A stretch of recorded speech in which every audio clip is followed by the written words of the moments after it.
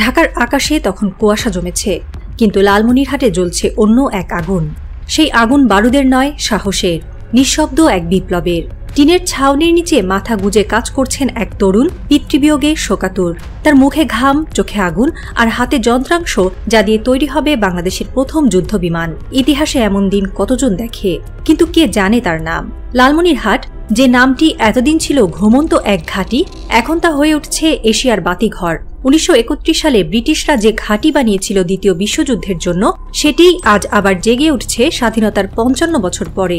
তবে এই জাগরণ কেবল একটি সামরিক প্রকল্প নয়, এক জাতীয় আত্মমর্যাদার জাগরণ। এই ঘাঁটির প্রতিটি ইট যেন স্মরণ করিয়ে দেয় পরাধীনতার গ্লানি, আর প্রতিটি নতুন যন্ত্রাংশ যেন ঘোষণা করে স্বাধীনতার ঘামজমা অর্জন। মাত্র 20 কিলোমিটার দূরে ভারতের চিকেন নেক, সেখানে এখন ছড়িয়ে পড়ছে উত্তাপ। আসামের রাতের সংবাদ পাঠকের কণ্ঠে কম্পন, কলকাতার কাগজে বাংলাদেশ বিরোধী হেডলাইন। কারণ এতটা সাহস করে বাংলাদেশ আগে কখনো উঠে আসেনি। 17 বছরে শেখ হাসিনার সরকারের সামরিক খাতে মাত্র $2 বিলিয়ন আনতে পেরেছিল, অথচ অন্তর্বর্তীকালীন ইউনূস সরকারের মাত্র কয়েক মাসেই এসেছে $2.5 বিলিয়ন সামরিক প্রযুক্তি। এই প্রযুক্তির ছায়াতেই গড়ে উঠছে Bangladesh aerospace group of industries. এই তথ্য জানিয়েছে বাংলাদেশ মিলিটারি ফোর্সেস এর অফিসিয়াল ওয়েবসাইট। 2026 সালের মধ্যেই এই কারখানার প্রথম পর্যায়ের নির্মাণ সম্পন্ন হওয়ার কথা রয়েছে এবং ধাপে ধাপে তা পূর্ণাঙ্গ উৎপাদনে যাবে 2027 সালের মধ্যে। চীন, তুরস্ক, পাকিস্তানের প্রযুক্তি ও বিনিয়োগে গড়ে উঠছে সেই ফ্যাক্টরি, যেখানে তৈরি হবে যুদ্ধবিমান, ড্রোন, ক্ষেপণাস্ত্র, ফিউজ, রাডার, ওয়ারহেড। এক স্বাধীনতা রক্ষার শিল্পতীর্থ।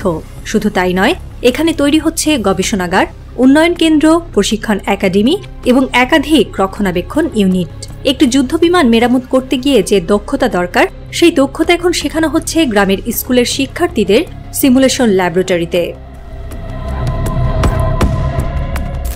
লালমনিরহাট ঘাঁটি নিয়ে ভারতের অবস্থান শুরু থেকেই বিরোধিতামূলক। দেশটির গণমাধ্যমে প্রায়ই উঠে আসে এই ঘাঁটি নাকি ভারতের নিরাপত্তার জন্য হুমকি। দিল্লির গদি ঘেঁষা চ্যানেলগুলোতে ঘুরে ফিরে উচ্চারিত হয় চিকেন নেক হুমকির মুখে, এই ভয় দেখানো বাক্য। কিন্তু প্রফেসর ইউনূস ভারতের চাপে মাথা নত করার পাত্র নন।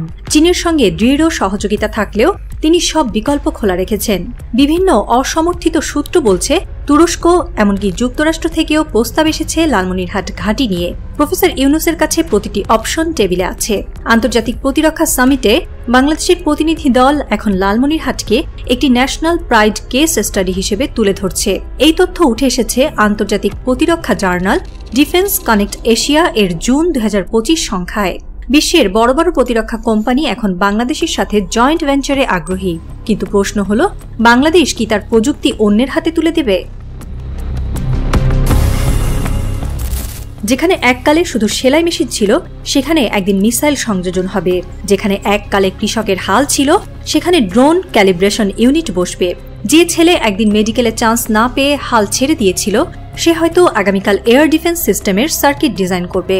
এই কারখানাগুলো একদিন হয়ে উঠবে জাতির ঘুমন্ত প্রতিভার নবজাগরণের কারিগর। টেকনিক্যাল স্কুল থেকে শুরু করে পলিটেকনিক ইনস্টিটিউটগুলো তখন সামরিক প্রকৌশল নিয়ে নতুন কোর্স চালু করবে।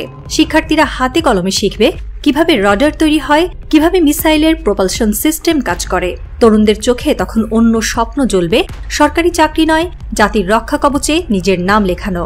এবং সেই স্বপ্নের কেন্দ্রবিন্দু হবে লালমনিরহাট। এই কারখানাগুলো যেন ভবিষ্যতের জাতীয় প্রযুক্তির মহাশালায় রূপ নেবে, যেখানে টেকনিক্যাল স্কুল আর পলিটেকনিক ইনস্টিটিউটগুলো সামরিক প্রকৌশলের ঘাঁটি হয়ে উঠবে। শিক্ষার্থীরা হাতে কলমে শিখছে কিভাবে রাডার তৈরি হয়, কিভাবে মিসাইলের প্রপালশন সিস্টেম কাজ করে। তরুণদের চোখে এখন অন্য স্বপ্ন, সরকারি চাকরি নয়, জাতির রক্ষা কবচে নিজের নাম লেখানো। এবং এই স্বপ্নের কেন্দ্রবিন্দু লালমনিরহাট। ভারতের ভয় কখনো আমাদের উন্নয়ন নয়, তাদের ভয় আমাদের স্বাধীন উন্নয়ন। তারা চায় না বাংলাদেশ বিমান ঘাঁটি তৈরি করুক, তারা চায় না আমরা কলকাতার বাইরে যুদ্ধ বিমান মেরামত করি। তারা চায় আমরা যেন বন্ধুত্ব নামে তাদের অনুমতি নিই প্রতিবার। তাদের বাণিজ্য নীতিতে লেখা আছে প্রতিবেশীকে সাবমিশনে রাখতে হয়, সহযোগিতায় নয়। কিন্তু ইউনূস সরকারের পদক্ষেপ সেই দর্শনের বিরুদ্ধে বিদ্রোহ। ভারত আর চোখ বন্ধ করে থাকতে পারছে না, কারণ তারা জানে একবার যদি বাংলাদেশ প্রযুক্তিগতভাবে স্বনির্ভর হয়ে ওঠে, তাহলে দক্ষিণ এশিয়ায় তাদের দাদাগিরির ভিত্তিই ভেঙে পড়বে। ভারতের থিঙ্ক ট্যাঙ্কগুলো এখন প্রতিনিয়ত পর্যবেক্ষণ করছে বাংলাদেশের প্রতিরক্ষা শিল্পের অগ্রগতি। তাদের কিছু রিপোর্টে বলা হচ্ছে বাংলাদেশ চীনের স্ট্র্যাটেজিক এক্সটেনশন হয়ে উঠছে।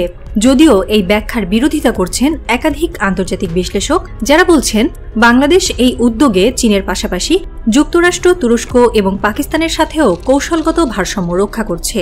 ফলে একে নির্দিষ্ট কোনো দেশের এক্সটেনশন বলার চেয়ে একটি স্বাধীন প্রতিরক্ষা পরিকল্পনার অংশ হিসেবে দেখাই অধিকতর যুক্তিসঙ্গত।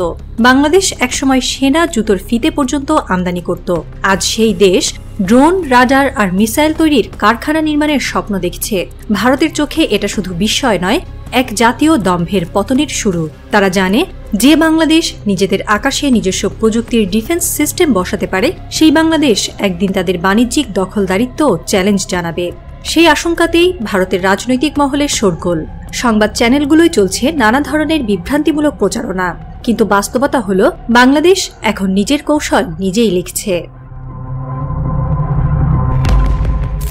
লালমনিরহাটের ঘুম ভাঙা মানে শুধু একটি বিমান ঘাঁটি চালু হওয়া নয়, এই এক রাষ্ট্রীয় আত্মমর্যাদার জাগরণ, যার কাণ্ডারি একজন নীরব অথচ দূরদমনীয় নেতা প্রফেসর ইউনূস।